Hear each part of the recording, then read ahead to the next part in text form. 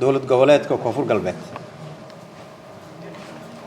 Golaha Mustaqbalka Soomaaliyeed wuxuu soo dhaweynayaa go'aanka madaxweynaha dowlad goboleedka Koonfur Galbeed Mudane Cabdicasiis Xasan Maxamed Laftagaraan ee uu ku cadeeyay in dastuurka Jamhuuriyadda Federaalka Soomaaliya uu yahay kii la ansixiyay sanadkii 2012.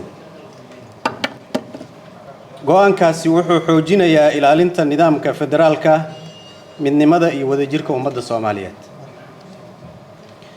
sidoo kale goluhu wuxuu taageerayaa in dowlad goboleedka Koonfur Galbeed ay qabato doorasho daahfuran loo dhan yahay isla markaana waafaqsan dastuurka dowlad goboleedka iyo mabaadi'da federaalka ee dastuurka ku-meelgaarka ah ee 2012.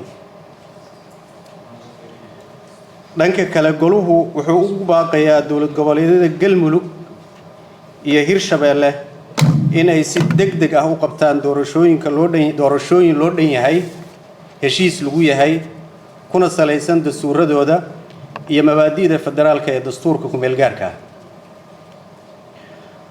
Golaha Mustaqbalka Soomaaliyeed wuxuu si adag uga digayaa madaxweynaha Jamhuuriyadda Federaalka Soomaaliya ku tagrifalka ciidanka xoogga dalka iyo kuwa amniga ee lagu xallinayo khilaafaadka siyaasadeed.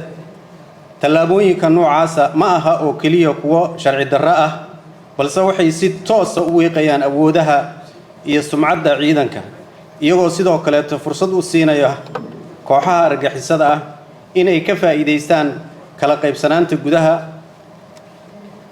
casharadii laga bartay Raskamboni iyo cawaaqibtii ka dhalatay waa kuwa aan la iska indhatiri karin. ugu dambeyn, goluhu wuxuu ugu baaqayaa shacabka Soomaaliyeed in midnimo iyo wadajir looga hortago in dalku galo firaaq dastuuri ah iyo qaladaasyo siyaasadeed oo khatar gelin kara jiritaanka qaranka Soomaaliyeed. dhammaad. Assalaamu calaykum waraxmatullaahi wabarakaatuh.